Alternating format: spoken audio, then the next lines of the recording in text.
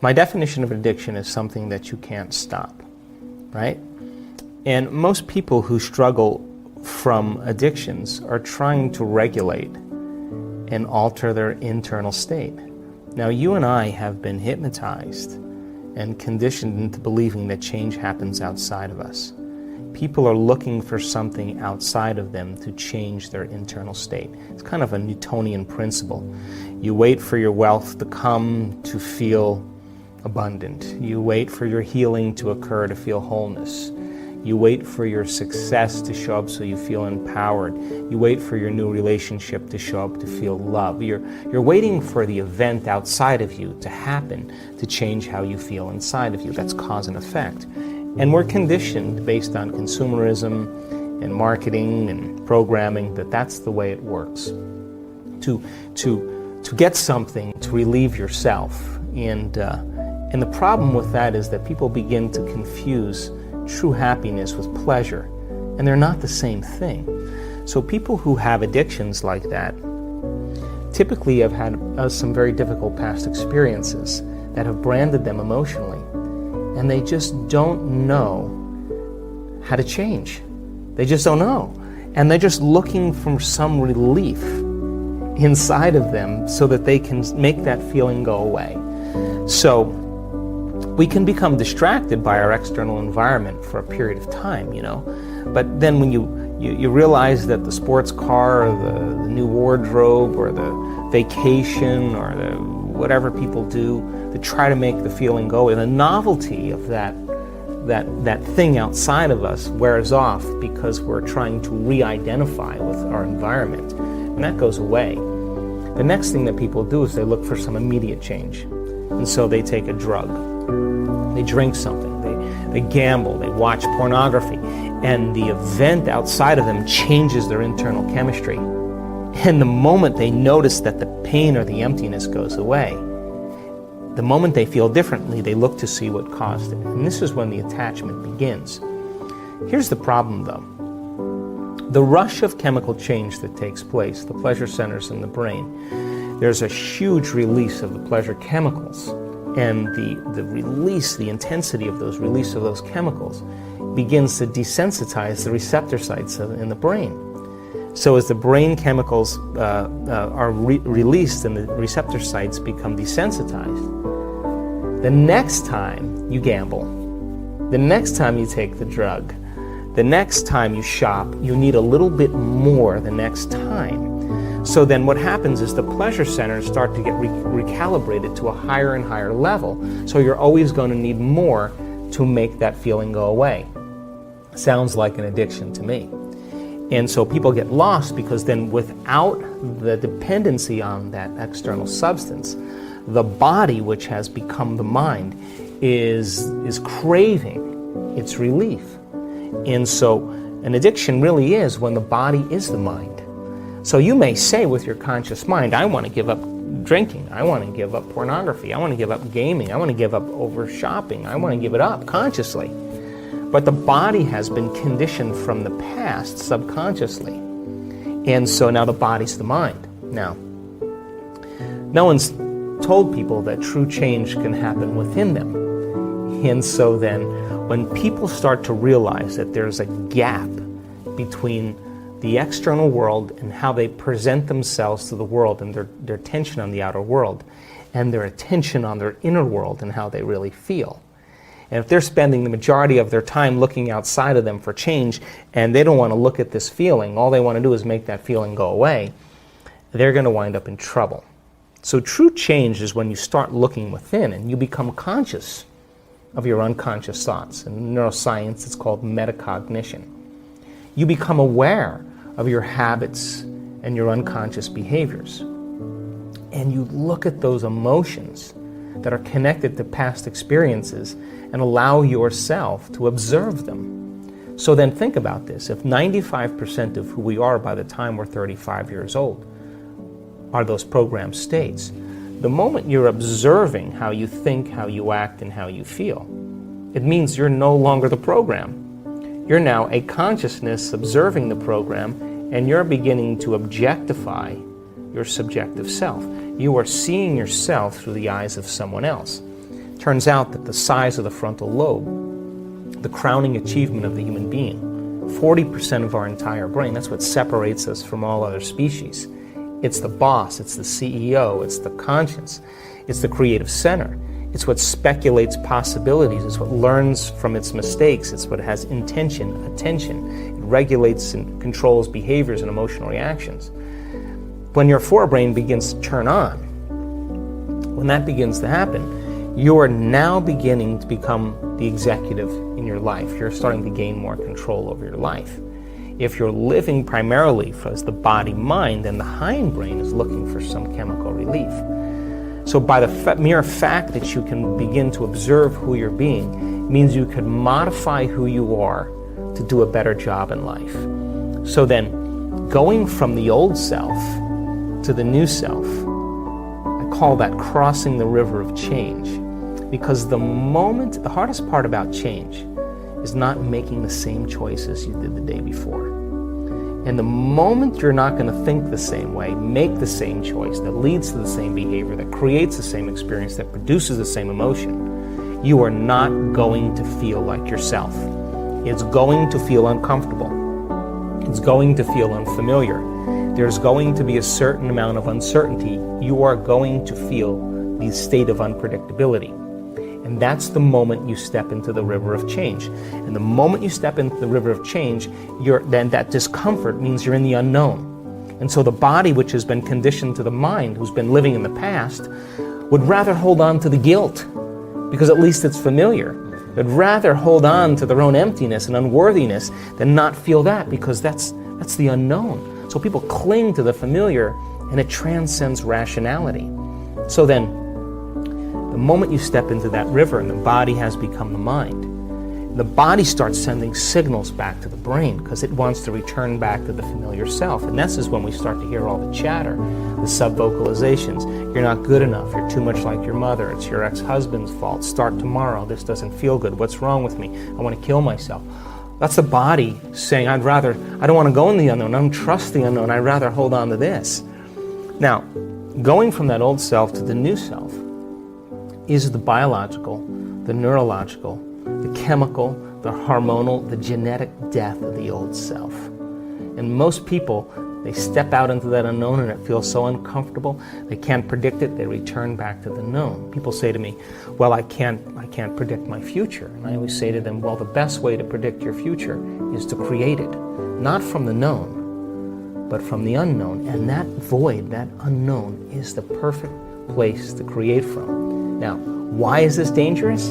Because when you're living in survival 70% of the time, there's better chances in survival from running from the unknown than embracing the unknown, right? If there's a predator out there, you hear something around the corner and you can't see it, that's an unknown. You're going to run. You're not going to go, and it's not a time to trust. It's not a time to open your heart. It's not a time to communicate. Here, kitty, kitty. It's not a time to do that. It's time to run. You'll never trust the unknown in that state. So if people are living by these emotional states of survival, they're never going to want to step out into the unknown because they can't predict the future. So they'd rather hold on to what they have. It turns out that those emotions of stress are highly addictive. They give us a rush of adrenaline, rush of energy. And so people use the problems and conditions in their lives to reaffirm their addiction to that emotion so they can remember who they are as a somebody. So then, if your thoughts can turn on the stress response, and those stress chemicals are addictive, then we become addicted to our own thoughts. So then stepping out into that unknown is where true greatness happens, because that's where the person begins to say, what thoughts do I want to fire and wire in my brain? What behaviors will I want to demonstrate in my new life? Can I rehearse them in my mind? And the mere process of mental rehearsal, this is neuroscience now, begins to install the circuits in your brain to look like the experience has already occurred. You're priming your brain into the map of the future instead of the record of the past. And then the true person who's in the process of transformation will say, can I teach my body emotionally what that future is going to be like? Can I begin to embrace the joy of my new life? And their body, as their unconscious mind, begins to believe it's in the future instead of in the past. Now, that process is not an overnight process. We don't jump from the old self to the new self. it requires that continuous process of changing our biology. But I can tell you, in observing people who have healed themselves of very serious health conditions, who've healed themselves of some pretty difficult scars from the past, who've overcome addictions, who've created new opportunities and new jobs and new relationships and a new life, had to cross that river. And that is when they're literally, from a biological standpoint, a new personality. And your personality creates your personal reality. That's it. And your personality is made of how you think, how you act, and how you feel. So the present personality who's sitting here today has created the present personal reality called their life.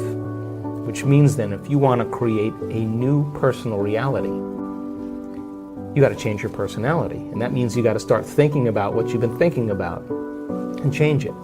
Look at your unconscious habits and behaviors, what you say, what you do, and become conscious of it. And change them. And look at the emotions that have kept you anchored to the past and decide if those emotions belong in your future. I think the biggest problem is that most people try to create a new personal reality as the same personality, and it doesn't work. So then as we begin to demystify this, and the person starts to say, oh my God, the disease that I have is because it's connected to this personality. Is it possible that if I change my personality, just like a person with a multiple personality disorder, who has an allergy to nylon stockings in one personality and type 1 diabetes in another, is it possible then if I change my personality, that the disease exists in the old personality and I'm literally someone else?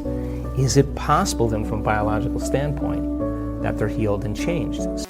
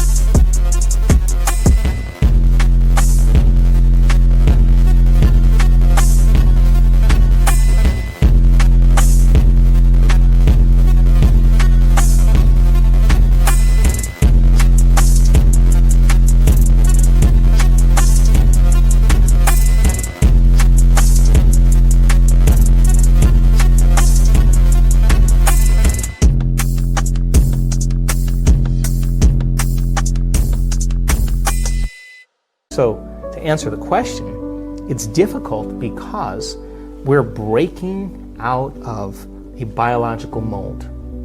It's difficult because most people don't know that they have within their reach all the tools to do it, because they have, number 3, been conditioned on some level to believe that the new hairstyle or the new type of beer they're going to drink or the sports car or whatever it is going to change their state.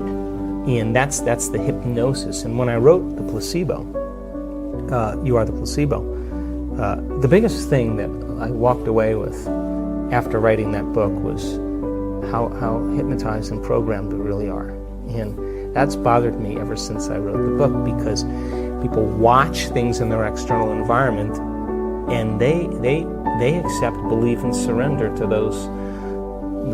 that information without any analysis, and they're programmed. And so when you and I start waking up and say no to those programs, and we start to think that we're maybe a little bit more unlimited than we're given credit for, and it's not driven for profits or self-interest, but when people start to wake up and say, hey, I healed myself of this condition, I healed myself of Parkinson's, I healed myself of lupus, I've healed myself of cancer, I've healed myself of rheumatoid arthritis, I've healed myself of chronic pain, I healed myself of food allergies. Hey, yeah, I was abused as a child, yeah, that's right, I was beat up by a violent father, and I lived in vulnerability and fear for the last 25 years, but that fear has signaled the wrong gene, and I developed this genetic condition. The doctors said I had no way of healing. But when I overcame that fear and I broke out of it, I started to signal new genes in new ways, and that disease doesn't exist.